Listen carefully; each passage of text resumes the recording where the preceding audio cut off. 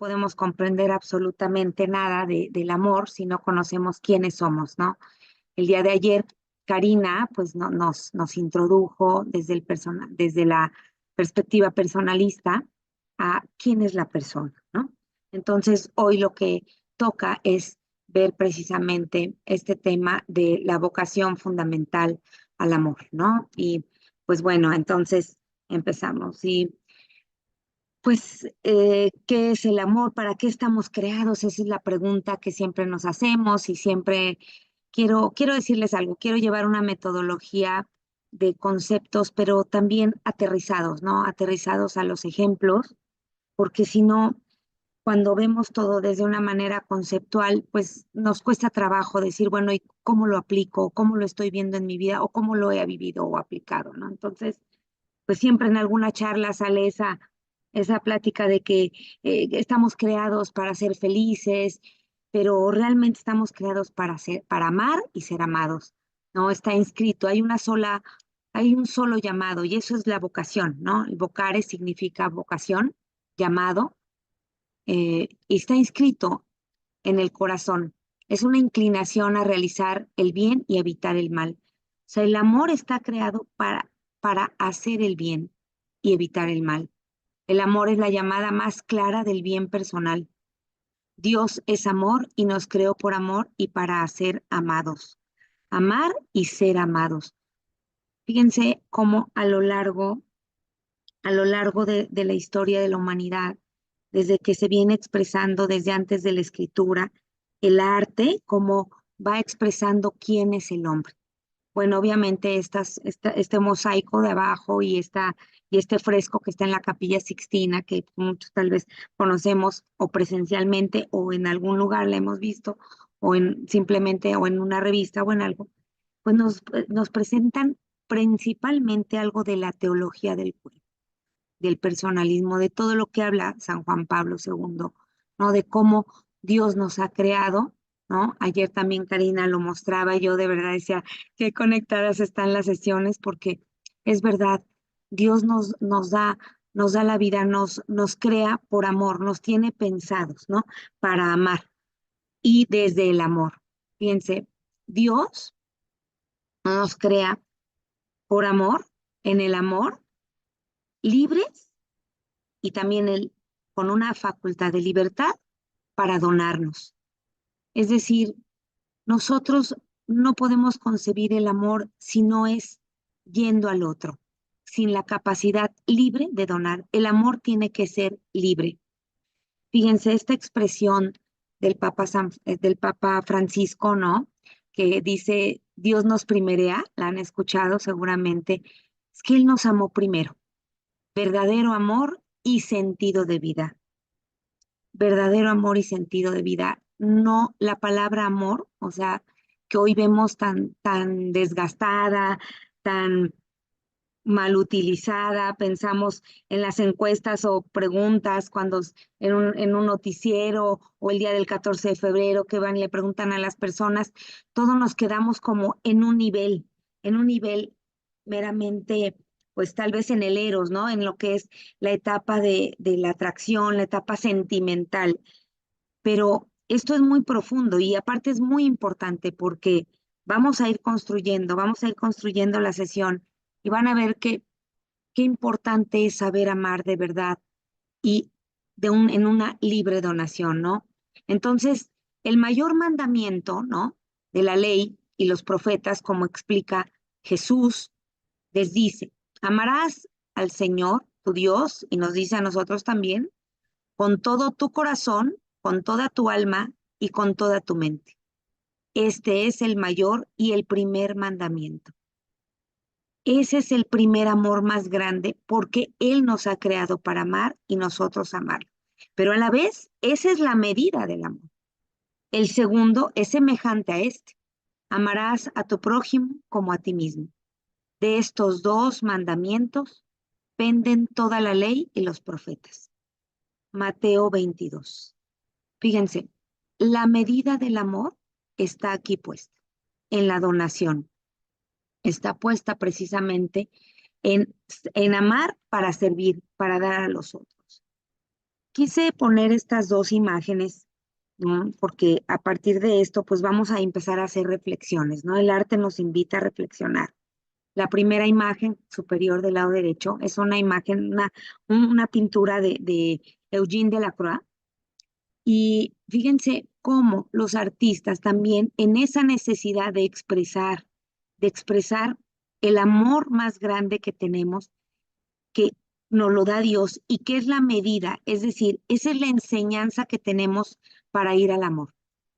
¿Qué pasaje es este? En las dos pinturas, porque también la de abajo es otra pintura, ¿sí? Muy contemporánea, nos explican el pasaje del buen samaritano, ¿no? Acuérdense, ese pasaje en el que el buen samaritano es aquel que llega, ayuda a aquel que fue vandaleado, que fue robado, que fue golpeado, tirado, dejado casi muerto, y llega y lo recoge. Y lo interesante y una de las enseñanzas más grandes de este pasaje del buen samaritano, que lo vivimos, que lo hemos vivido a lo largo de la historia, ayer, hoy y siempre tal vez, porque no hemos comprendido que el amor es un amor de donación, es que pasamos siendo indiferentes. Miren en la imagen de abajo, en un parque, asaltan a alguien y muchos somos indiferentes a lo que le está sucediendo al otro. Muchos se ven que estaban allá unos leyendo, observando, pero nadie se acerca a ayudar. Y esto es algo en lo que tenemos que ponernos a reflexionar. El amor es eso. El Papa Francisco nos lo ha dicho muchísimo, de un lenguaje nuevo, ¿no? En ese lenguaje del descarte, de la indiferencia.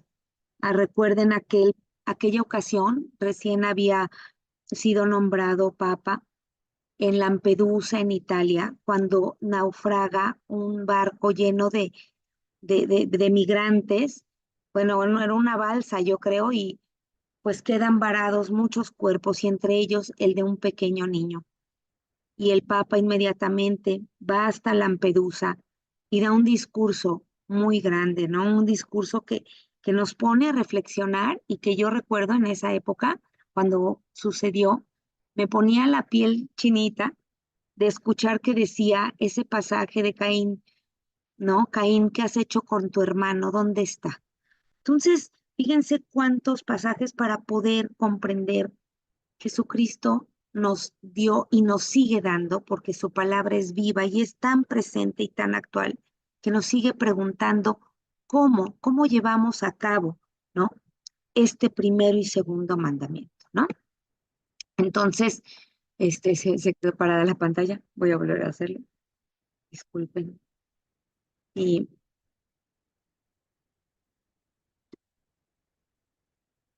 ok, ya está.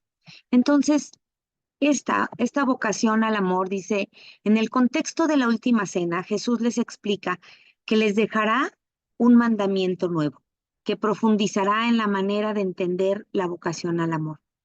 Os doy un mandamiento nuevo, que os améis los unos a los otros, como yo os he amado. Así os améis también vosotros los unos a los otros.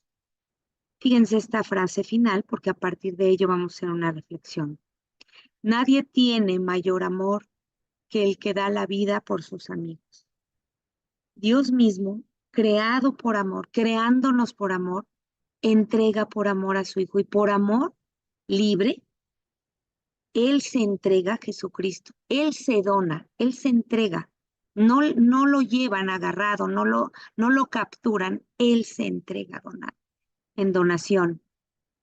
Quise poner estas imágenes de la cruz porque el amor no se puede comprender sin el sufrimiento, pero tampoco se puede comprender si no nos sabemos amados y acompañados, porque para cumplir estas leyes de amar y ser amados, es que hemos sido amados por un Dios que es Padre, por un Hijo y un Espíritu Santo, es decir, por todo un Dios creador, pero también para hacer relación con otros. Parte de comprender el amor es sufrir, el amor es pasar por ese camino de maduración y como dije en una diapositiva anterior, acuérdense que decía, y dar creados por amor libre y y de sentido, es decir, de sentido de vida. No podemos comprender un amor que no sea libre. El amor tiene que ser libre, pero la palabra libertad implica responder a ello. Va de la mano de la responsabilidad, y responsabilidad es responder hacia aquel amor libre que he elegido. El ser humano experimenta la caída que ha sido asumida en la muerte y resurrección de Jesucristo. Esto es el querigma. Fíjense, el ser humano experimenta la caída que ha sido asumida en la muerte. Es decir, nosotros también asumimos es con Jesucristo mismo. Fíjense en la diapositiva de abajo.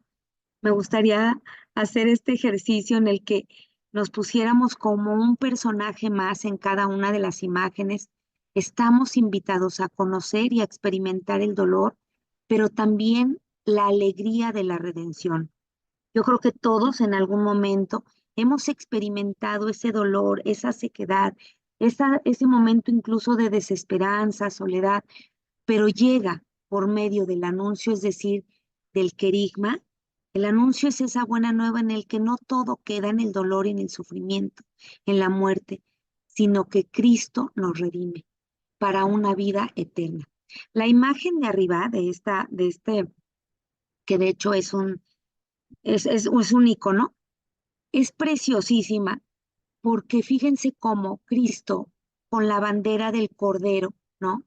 Es el mismo ya resucitado, con un cuerpo resucitado, nos invita a todos a ganar de la vida eterna y la redención, de la luz eterna. Fíjense qué amor tan grande, nos enseña a amar a un Dios, a elevar este amor, ¿no? De Él que es amor, pero a la vez poderlo experimentar en nuestra vida cotidiana, ordinaria, en el otro, en no ser indiferente, no nada más, fíjense qué difícil a veces es amar sin medida, porque pues amar a quien nos cae bien es muy fácil, pero amar a quien nos ha lastimado y que no me quiero ir muy lejos. Muchas veces dentro de nuestra misma familia, en el matrimonio, los padres, los hijos, entre hermanos, entre amigos, nos hemos lastimado. Perdonar y amar, imagínense, o sea, esa es la invitación que tenemos. Dios mío, bueno, estamos en deuda por todo lo que nos ha amado y nos ha dejado en enseñanza. San Juan Pablo II, fíjense, en la teología del cuerpo, dice que el querigma marca un antes y un después. Sí, porque Jesucristo en ese anuncio marca, marca la línea que hay entre la muerte y la vida eterna. Ese es el anuncio, es el verdadero amor hasta dar la vida, la muerte y resurrección. Esa es la vida. Y todos tenemos que vivirlo en ello. De hecho, lo profesamos en el credo, ¿no? Dios hecho hombre por amor ha vencido la muerte con su resurrección. Y les quiero decir algo muy interesante. San Juan Pablo II, bueno, Karol Wojtyla, que me voy a referir a él así, porque él empieza a desarrollar todo este camino del personalismo, del amor, del misterio del amor, porque le llama misterio, ¿sí? Encontrando que nosotros estamos llamados para algo, a un camino, a un llamado, que es un solo llamado para amar y que cada quien libremente elige el camino que quiere llevar para ir amando. Por eso es persona y acción. Ayer lo comentaba Karina, la acción es ir al hacer, ir al otro, construirme, quiénes soy.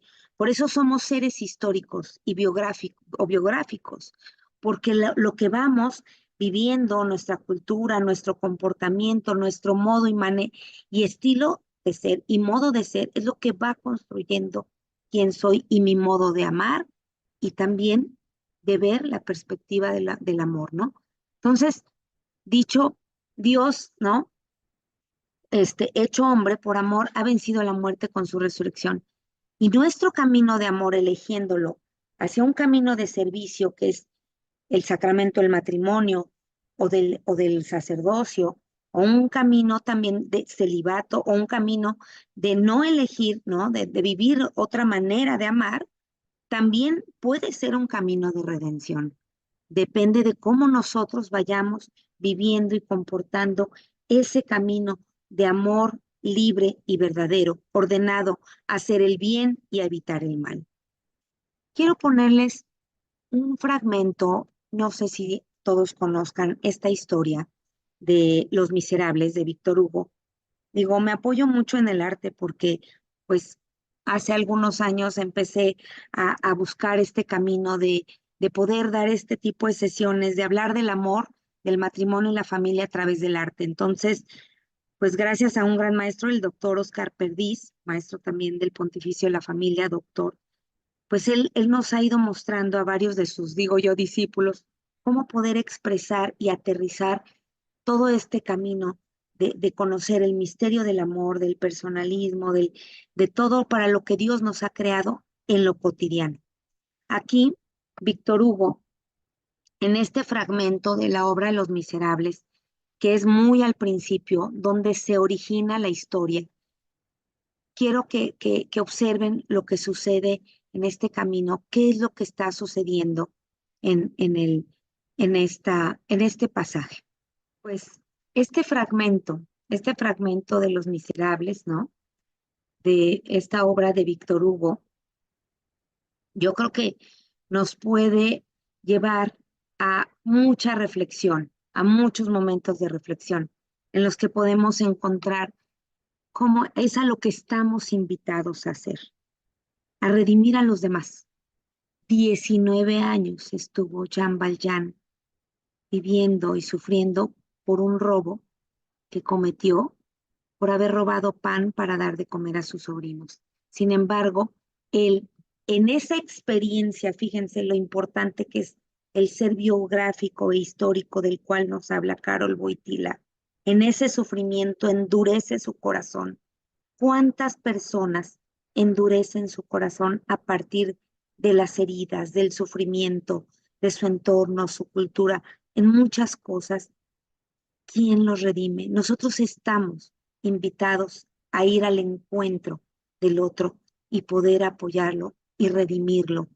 El obispo compró, fíjense todo el diálogo que hace Víctor Hugo ha expresado de verdad maravillosamente en este, al menos en este y varios pasajes más de Los Miserables, precisamente a qué grado, en qué grado llega la miseria del corazón humano, ¿no?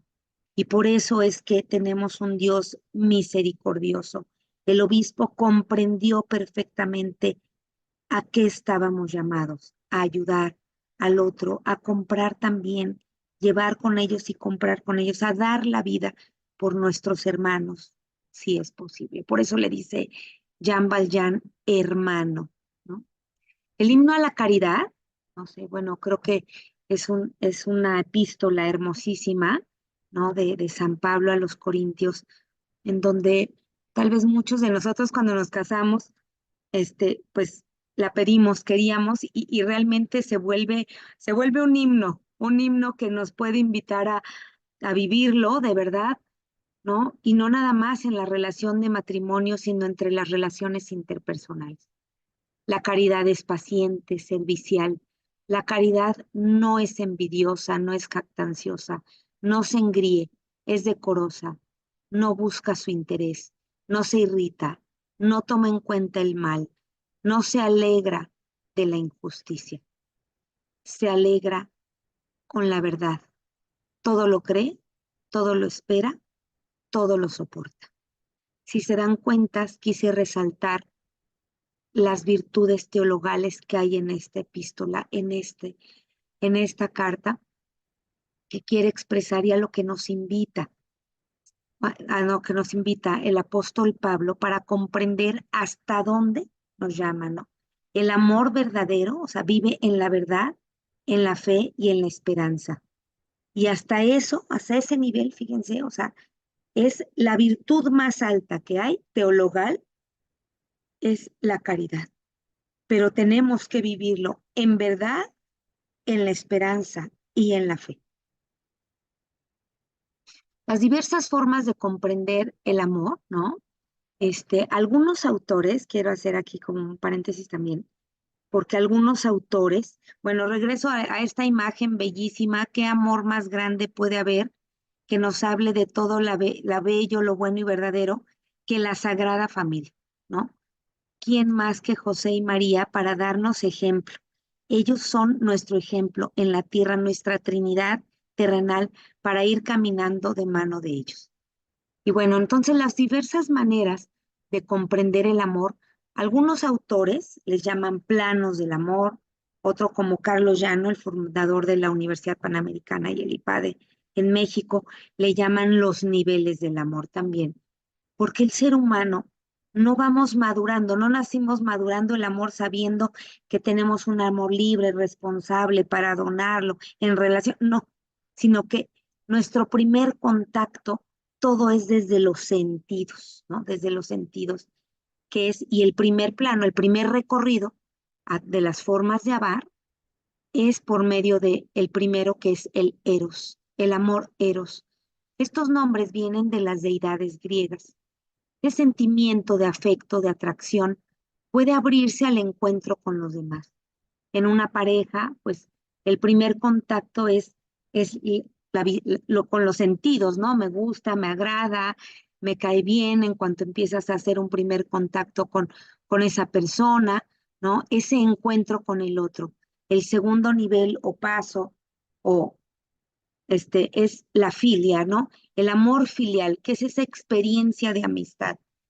Fíjense qué importantes estos caminos. Obviamente debe de haber un primer contacto de atracción, de afecto, adherirnos en ese encuentro, pero la amistad es importantísima porque muchas veces cuando en la madurez del camino, vamos a suponer, del matrimonio, cuando muchas cosas, a lo mejor físicamente nos hemos ido, ya no somos tan atractivos, nos hacemos viejos, para nuestra pareja, el amor tiene que seguir sustentado, tal vez ya no de lo físico, de la atracción, del encuentro a veces, porque han habido tal vez muchas situaciones a la vez en el camino, pero cuando se forja muy bien y se construye en amistad, ese matrimonio se sigue construyendo, se sigue edificando, sigue caminando. Y lo mismo en las relaciones interpersonales. Tenemos que saber cuál es el verdadero valor de la amistad edificante. El ágape, que es buscar el bien del otro. Este ya es el otro plano de la amistad, el otro plano del encuentro, de la atracción, de la relación y del amor. Es voy y hago el bien. Y muchas veces, fíjense, hay un autor, que es precisamente Carlos Llano, que habla de este amor de ágape y menciona dos momentos, el de benevolencia y beneficencia, el benevolere y el benefacere. Y entonces dice, tenemos que llegar al grado de voltear a ver al otro. ¿A qué le suena esto? A no ser indiferentes, ¿sí? Y benefacere, hacerle el bien al otro. Pero una vez que con la ayuda, una ayuda superior teologal, una ayuda que viene del espíritu, ¿sí? Solamente podremos hacer el bien al otro, incluso si hemos sido ofendidos, porque hay muchas cosas que hay que reconocerlas. Humanamente decimos, esto yo no lo puedo perdonar, pero solo con la ayuda de Dios es como se puede superar este amor de benevolencia y llegar al grado más alto y llegar hasta el caritas, que es la verdadera caridad, que es el amor por el cual hemos sido creados y nosotros tenemos que caminar hacia ese amor. Y solamente lo podremos hacer en este camino de redención, volteando a ver al otro, incluso cuando el otro me ha ofendido. ¿Qué amor más grande en esta pieza de Miguel Ángel de la Piedad? Ahí está esta madre, que yo creo que a mí me matan un hijo o muchas y sentimos que queremos ir a cobrar venganza. Y miren nuestra madre, aquí está incluso intercediendo por nosotros. Qué amor más grande. Por eso ella es la gracia plena. Fíjense, Entonces ahora hemos ido caminando y construyendo desde las Sagradas Escrituras, desde el Antiguo Testamento, en el Génesis, en las epístolas, ¿no? Cómo, cómo Dios nos ha llamado al camino, a la vocación del amor, pero sobre lo cual se basa Carol Wojtyla para comprender el camino de la vocación al amor. Entonces, de San Agustín, ¿no? Al personalismo de Carol Wojtyla, es un camino también que San Juan Pablo, Carol Wojtyla lo recorre, ¿no? Carol Wojtyla digo porque él todavía no era ni siquiera, obviamente no santo, pero tampoco era obispo ni cardenal, sino que todo esto lo hizo siendo sacerdote. Y ahorita les voy a platicar un poquito de ese camino. El amor, como vocación, es una experiencia de tipo racional, dice San Agustín. Y es lo que es correcto, porque lo racional es lo que tiene que ver con la inteligencia y con la voluntad, es decir, con ir en búsqueda del bien, que es el objeto que busca la verdad, la, la, la inteligencia busca la verdad y la voluntad busca el bien. Entonces, eso es lo que nos distingue de los seres de la creación. Somos seres racionales, con un alma espiritual, ¿sí? Entonces, dirigidos a la verdad y a la voluntad, a buscar la libertad, ¿sí? Por medio de la verdad y del bien. Entonces, el personalismo de Carol Wojtyla dice que el amor es siempre relación. En ese camino, ahorita les voy a decir cómo lo descubre. En ese camino dice, el amor es siempre relación mutua entre personas, en su actitud individual y común respecto al bien. ¿Se fijan? Entonces, ¿qué fue lo que sucedió? Carol Wojtyla, ustedes, bueno, yo creo que casi todos conocemos algo de su historia, todo lo que vivió, las pérdidas que sufrió, su padre, su madre, su hermano, esa hermana, este, haber vivido pues toda la guerra, ver cómo a sus amigos los llevaban presos, amigos que tenía judíos, toda la lucha obrera bolchevique, todo lo que vivió en su vida y, y la persecución también, ¿no? Un hombre que pasó, él estudió también artes escénicas, teatro, ¿no? Le encantaba la escenografía, el histrionismo, y eso le permite a él conocer a muchas personas, principalmente noviazgos de amigos de ellos, parejas de novios que va acompañando en su noviazgo, ya como sacerdote, los escucha, los acompaña, se vuelve su director y empieza él a despertar algo en el que dice, no nada más nuestro amor es un amor racional, libre, sino que tiene algo más. El amor que tenemos, así como a imagen y semejanza de Dios, si estamos creados a imagen y semejanza de Dios, que Dios es Trinidad, es relación, nosotros también somos relación, ¿no? Entonces, siempre en relación mutua con las personas, la persona, fíjense, y él llega a caminar en todo esto, conoce las historias, y es cuando empieza a descubrir que esa unicidad de lo que nos hablaba ayer Karina, única e irrepetible, nuestra particular manera única e irrepetible de ser, de estar, de relacionarnos, de ser reconocidos, etcétera, única, tiene que ser tomada como un sujeto, es decir, como una persona que vale todo y vale toda la sangre de nuestro Señor Jesucristo. Pero él se da cuenta que el mundo ha caminado con la persona sin conocer, fíjense, sin conocer, que eso es algo de lo que ayer habló Karina, la parte del conocer y el autoconocimiento, viendo a la persona como un objeto. Entonces, esto a él le preocupa y dice, el ser humano ha sido objeto durante, a lo largo de tal vez toda la historia de la humanidad. No se ha reconocido la dignidad de la persona, la dignidad del hombre y la dignidad de la mujer. Entonces, dice, pues que aprender a amar es la clave. Aprender a amar, fíjense, ahí está Karol Wojtyla con todos sus amigos, fíjense lo importante que para él fue esa relación de amistad que hasta, bueno, que yo sepa, hasta cuando llegó a ser ya pontífice, varios, hacía, no sé, cada qué determinado tiempo, los invitaba a comer porque quería verlos, sonreír, reírse un rato, recordar, preguntarles, hacer el encuentro, porque solamente, fíjense, una característica del hombre, del ser humano, es que nos reconocemos al mirarnos el uno al otro. Así es como el hombre y la mujer se encuentran, ¿no? Se encuentran para poder ser solo uno desde la mirada. Y entonces dice, aprender a amar es la clave.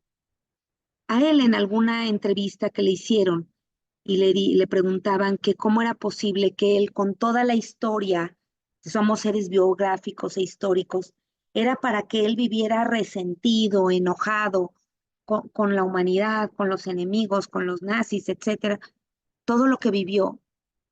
¿Qué le ayudó a ser ese hombre con ese, ahora sí, con esa inspiración, ¿no? Para poder ver más allá de y poder transmitirnos y aportar a la humanidad todo esto.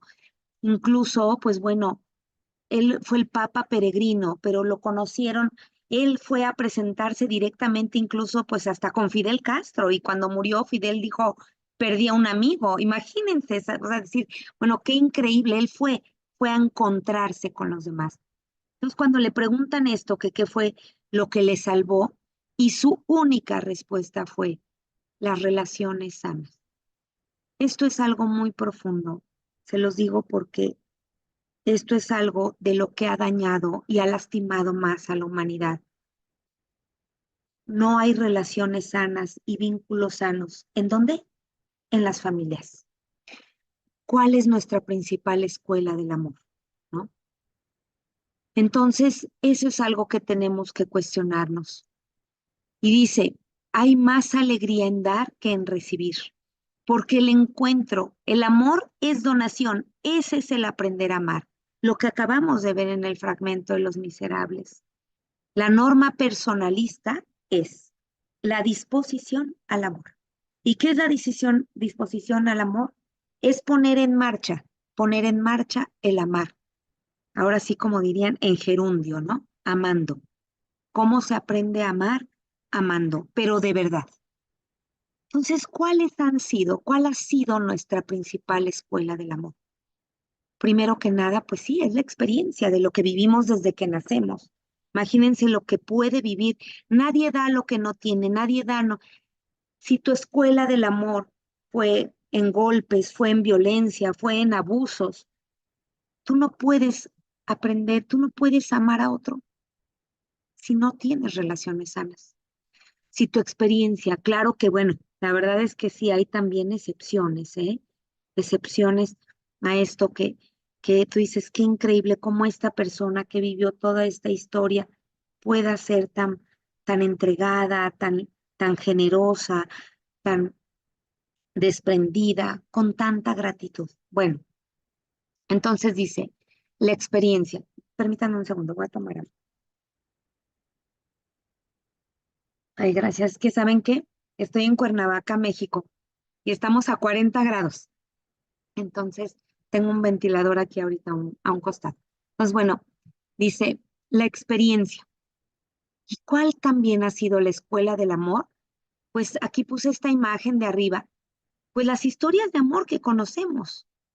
Aprendemos a amar, bueno, pues desde Tristán e Isolda, desde el amor cortés, todas estas historias románticas, Romeo y Julieta, pero también las historias de nuestros abuelos, de algunos tíos o nuestros padres, pero mucho, mucho, mucho de lo que nos ha influido, pues desde que apareció tal vez el cine, la televisión, hoy por hoy el Netflix y todo esto, esas historias de amor son las que nos enseñan a amar.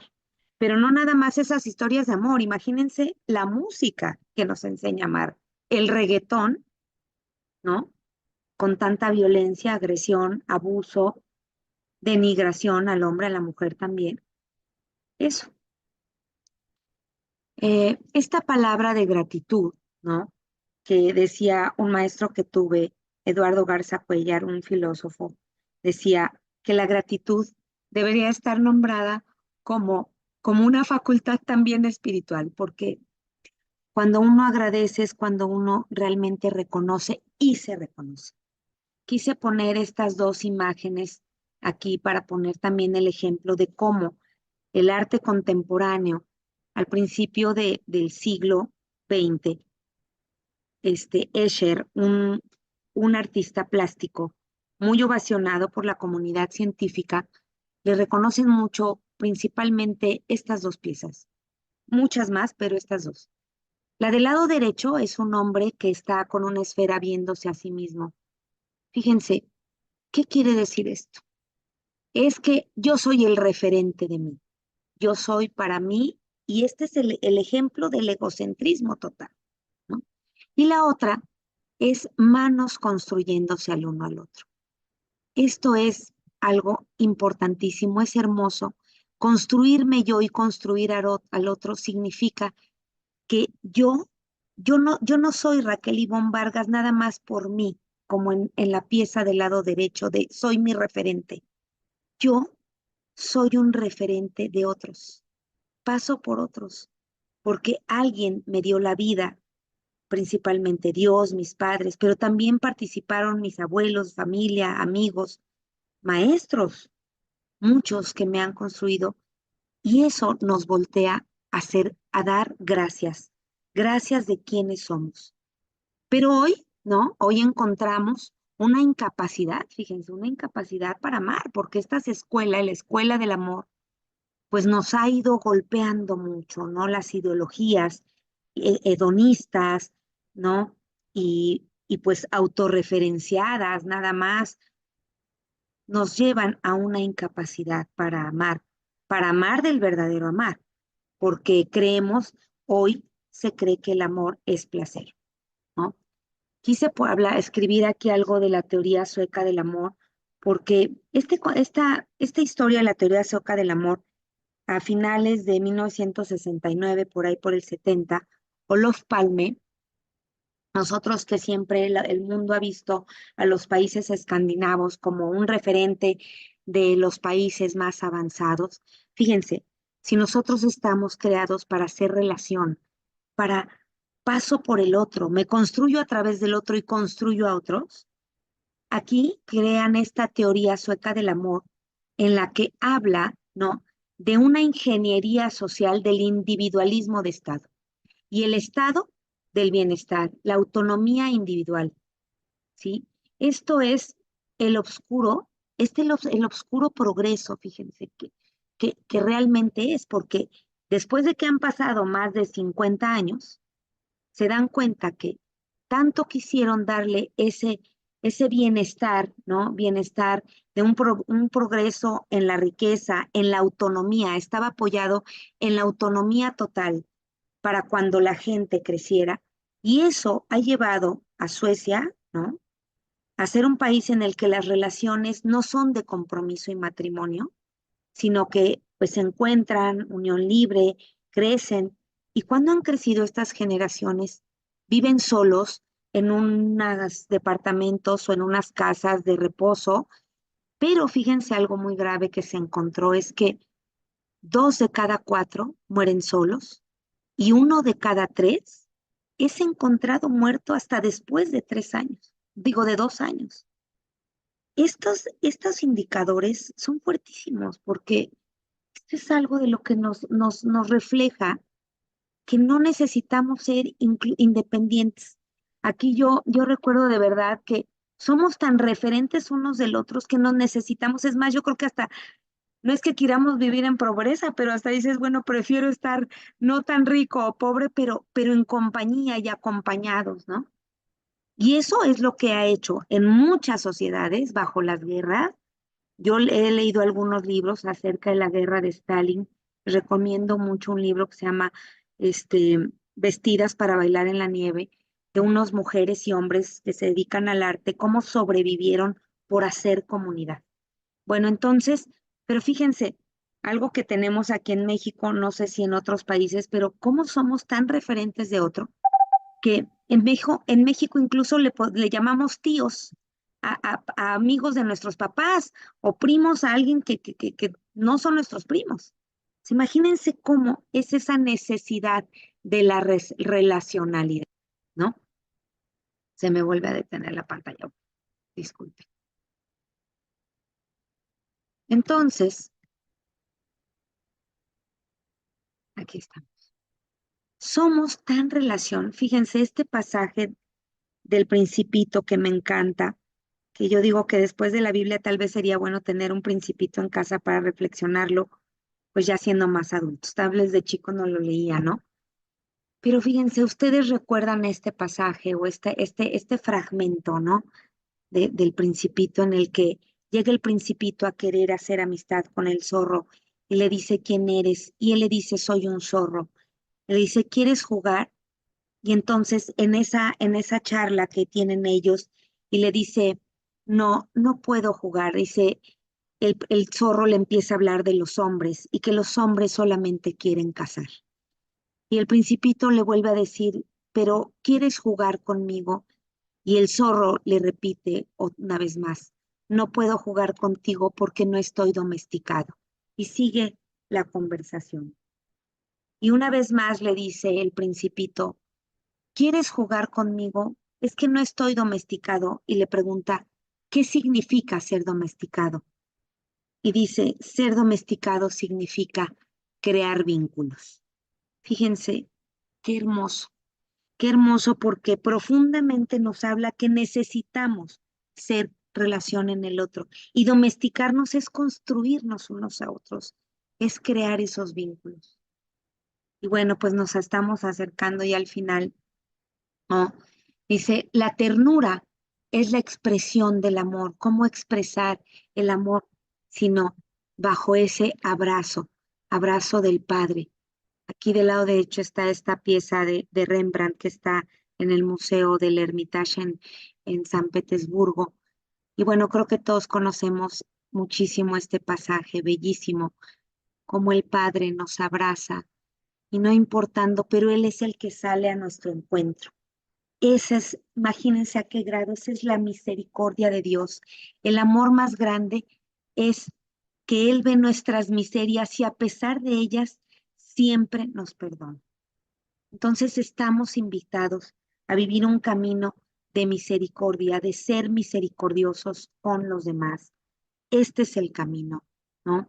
Buscar, ¿no? El sacramento de la reconciliación y no nada más viéndolo desde el sacramento, sino, bueno, si la medida es perdonar como también Dios nos perdona y nos ama, pues tenemos que también perdonar al otro en esa misma medida.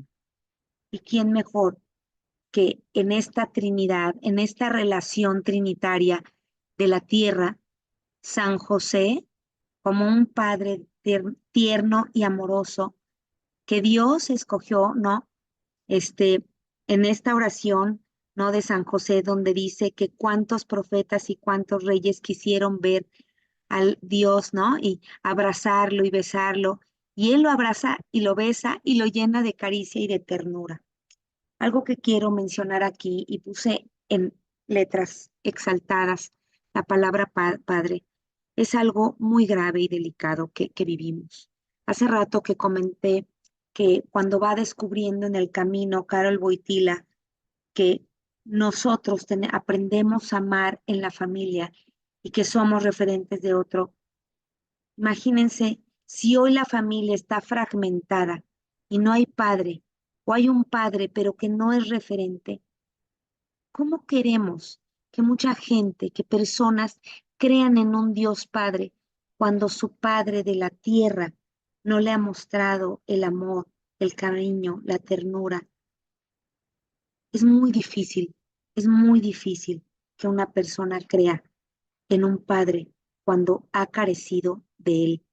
Y por eso yo creo que también, bueno, estamos invitados a todos a hacer esos rostros, ¿no? De hermanos para poder llevar el rostro de nuestro Padre, pues pedir, ¿no? Esa intercesión también de San José, ¿por qué no? Para que sean muy santos nuestros sacerdotes, los padres de familia, porque es necesarísimo ese rostro. Pero las madres también, ¿no? Podemos dar ese rostro. Acuérdense, ¿no? En la creación, también incluso en la creación de Miguel Ángel y aquí, en esta del hijo pródigo, esas manos de hombre y mujer, es decir, Dios, ¿no? No podemos, no pudo haber creado lo que él no es. Entonces también es padre y madre. Y bueno, pues ya para agradecer, quiero cerrar esto donde inicia todo, que es el lugar del sacrificio, que es el altar. Aquí se da todos los días, en muchos momentos de nuestra vida, se vuelve a dar una vez más el sacrificio de la muerte y resurrección, de nuestra redención, que es en el altar, ¿no? No sé si conozcan ustedes lo que significa en el arte, ¿no? Y la expresión artística, pero también histórica y antropológica de lo que es el baldequino y algo que también Juan Pablo II nos dejó como esa experiencia en el arte es que el baldequino significa el lugar, la tienda donde se cubre el lecho nupcial, de donde se da el sacrificio, donde nace también la vida. Y la imagen del centro, el del lado derecho es el baldequino que está en San Pedro, ¿no? En el Vaticano. Y la del lado izquierdo es en el baldequino que está en la Sagrada Familia de Barcelona. Pero en medio está la primera, fíjense, esta es la primera acta matrimonial que existió, que no era escrita, sino fue una obra de arte, una pieza de arte del matrimonio Arnolfini. Y ahí se ve del lado derecho, ¿no? Se ve del lado derecho, toda esta pieza es todo un tratado y es todo una pieza de un acta de matrimonio civil, pero del lado derecho está el baldequino. Ese es el hecho nupcial, ¿no? Al que nos ha llamado Dios, o sea, construir hombre y mujer la vida y hacer ahora sí que testigos y, y enseñadores, formadores, ¿no? De lo que es el verdadero amor. Pues bueno, pues, muchas gracias.